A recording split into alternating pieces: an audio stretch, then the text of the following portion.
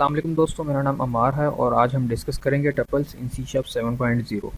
Tuples क्यों इस्तेमाल होते हैं? एक फंक्शंस से जब हमें एक मेथड से एक से ज़्यादा वैल्यू को रिटर्न करना हो। हम एक एग्जांपल लेते हैं। मेरे पास एक एरे है, नंबर्स, इंटीजर्स, और मैं चाहता हूँ कि एक मेथड हो जो कि मुझे इस एरे की आइटम्स की सम और नंबर ऑफ़ आइटम्स, मतलब इसकी लेंथ मुझे रिटर्न कर दे। मतलब मैं एक फंक्शंस से एक से ज़्यादा वैल्यूज़ को रिटर्न करवाना चाह रहा हूँ। तो हम अपने फंक्शन का नाम रख लेते हैं गेट सम एंड काउंट, और इसमें हम पास कर देंगे एरे को। कंट्रोल डॉट प्रेस करें, ये आपका एक मेथड स्टब क्रिएट कर देगा। ये स्टूडियो कोड स्निपेट है प्रोग्रामर की आसानी के लिए।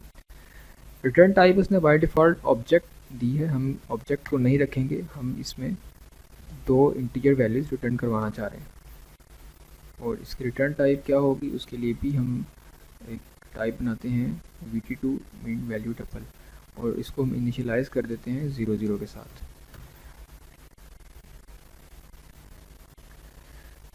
इस वार की जगह बेहतर है हम यूज़ कर लें वैल्यू टपल, और इसका साइज़ बता दें। और यहाँ पर भी जो हम एक डाटा टाइप यूज़ कर रहे हैं वो बेसिकली वैल्यू टपल है, और इसमें 2 बेसिकली नंबर्स जो हैं वो स्टोर होंगे, और ये कोड हमारा यही वेरिएबल vt2 ही हमें रिटर्न करेगा। अब सिर्फ छोटा सा काम बाकी है, वो ये कि अब इस एरे को सम करना है, तो उसके लिए हम एक वेरिएबल यूज़ करेंगे सम का। नंबर स्टार्ट सम का built in function C sharp का हम यूज़ करेंगे, और इसके साथ ही एक काउंट का हम फंक्शन यूज़ करेंगे। और इसके बाद एक काम बाकी रह गया है, हम vt2 वेरिएबल वैल्यू टपल में हम इसको असाइन कर देंगे, दोनों आइटम्स को सम और काउंट असाइन कर देंगे, और इसके बाद हम ये सिंगल वेरिएबल जो है यहाँ से रिटर्न करवा देंगे। तो ये हमारा एक फंक्शन है जो एक से ज़्यादा वैल्यूज़ को रिटर्न करेगा। इनटू से यहाँ पर ये 2 वैल्यूज़ रिटर्न कर रहा है using this data type tuple value tuple. यहाँ पर रिज़ल्ट में हमारा रिज़ल्ट आएगा। इसको हम कैसे इस्तेमाल करेंगे, ये बहुत ही आसान है। एक कोड लिखते हैं, एक तरफ सम होगा और इसके साथ ही काउंट होगा।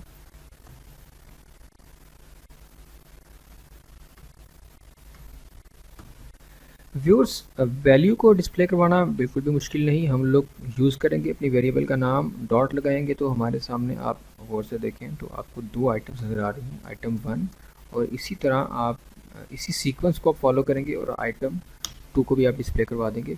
अगर हम इस प्रोग्राम को रन करें तो हमें ये रिटर्न करेगा 2 वैल्यूज़, जो कि एक तरफ सम और एक तरफ काउंट है, तो बिल्कुल ठीक काम कर रहा है।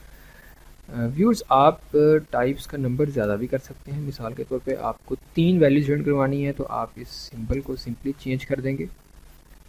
यहाँ पर आप इसको 000 कर दें और यहाँ और कोई नंबर इसको असाइन कर दें। तो अब देखें, अब हमारा ये सेम फंक्शन 3 इंटीजर्स हमें रिटर्न करेगा।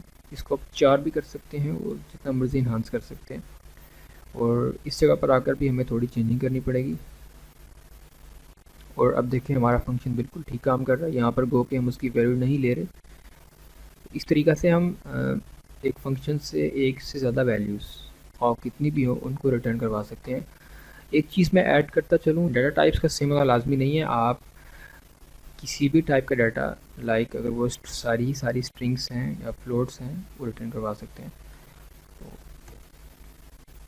इसको अंडू करते हैं। व्यूअर्स, ये तो था टपल्स का बेसिक इस्तेमाल। अगर आप इस पर गौर करें तो अभी कुछ चीज़ें बाकी हैं।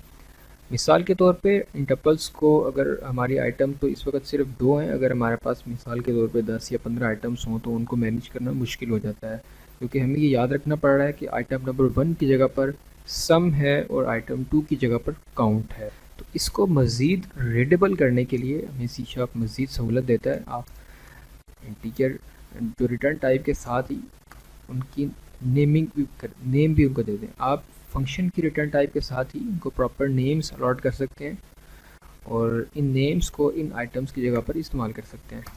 व्यूअर्स, कोड में थोड़ी सी तब्दीली की है।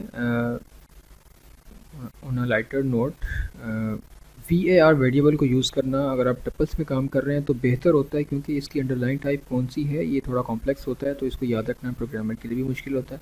तो बेहतर है कि आप VAR यूज़ कर दिया करें। तो अगर हम लोग अंडरस्कोर सम यूज़ करेंगे तो अब आप देखें तो हमारे पास उसके नेम आ रहे हैं, बजाय इसके कि हम आइटम के नंबर्स याद रखें, आइटम 1 आइटम 2 एट्सेट्रा, हम उनके सिंपल नेम्स के ज़रिए उनको इस्तेमाल कर सकते हैं। इस कोड को मैं रन करता हूँ, इसमें कोई मसला नहीं है, ये बिल्कुल ठीक चल रहा है इसके साथ भी, लेकिन अब हमें इस कोड को पढ़ना ज़्यादा आसान है। व्यूअर्स, इस कोड की रीडेबिलिटी को मज़ीद इम्प्रूव किया जा सकता है। ये बहुत ही आसान है। आप एक वैल्यू टाइप डिक्लेयर कर लें और उसके साथ ही उसकी वेरिएबल्स के नाम दे दें, लाइक दिस। तो अब हमें ये पूरा सिंटैक्स लिखने की भी ज़रूरत नहीं है, हम सिंपली सम बताएंगे और काउंट डालेंगे। तो हमारा ये फंक्शन बेसिकली ये दो वैल्यूज़ को रिटर्न कर रहा है, जिनको हम इसी तरह यहाँ पर डिस्प्ले करवा रहे हैं। तो सी शार्प ने हमारे लिए काम बहुत ही आसान कर दिया है और इसकी आउटपुट भी बिल्कुल वैसे ही सेम आ रही है। तो व्यूअर्स, ये थे टपल्स। अब इनको थोड़ा सा इनका ओवरव्यू देखते हैं मज़ीद। टपल्स जब नहीं थे हमारे पास तो हम क्या किया करते थे, आउट पैरामीटर्स हुआ करते थे, जिसके ज़रिए हम सेम पर्पज़ मतलब एक फंक्शन में एक से ज़्यादा वैल्यूज़ को रिटर्न करवाना using arrays. System dot tuple एक टाइप हुआ करती थी जो कि कॉम्प्लेक्स थी, और इसके अलावा एनोनिमस टाइप्स हुआ करती थी। ये सारे तरीक़ाकार थे जो कि डिफरेंट हम इस्तेमाल करते थे वैल्यूज़ को रिटर्न करवाने के लिए, जो कि अब सी शार्प 7 में नए फीचर ने बिल्कुल हमारे लिए आसान कर दिए हैं। इसके अलावा टपल्स के बारे में कुछ चीज़ें याद रखना ज़रूरी हैं, जिसमें सबसे पहली चीज़ ये है कि टपल्स और वैल्यू टाइप्स, और ये सिंपल पब्लिक एलिमेंट्स होते हैं और म्यूटेबल फील्ड्स हैं। इट मीन कि आप इनकी वैल्यूज़ को नल भी कर सकते हैं, ज़ीरो भी कर सकते हैं। दोस्तों, उम्मीद है आपको मेरी वीडियो पसंद आई होगी। मेरा प्रोफाइल आपके सामने है और मेरे फेसबुक पब्लिक पेज का URL मैंने ऊपर मेंशन कर दिया है। आप मुझसे कांटेक्ट कर सकते हैं फॉर गाइडलाइंस एंड सजेशंस। सबसे ज़्यादा अहम आपका फीडबैक है, जिससे मुझे इंतज़ार रहेगा। ये मेरी सबसे पहली वीडियो थी। Thanks for watching. अल्लाह हाफिज़।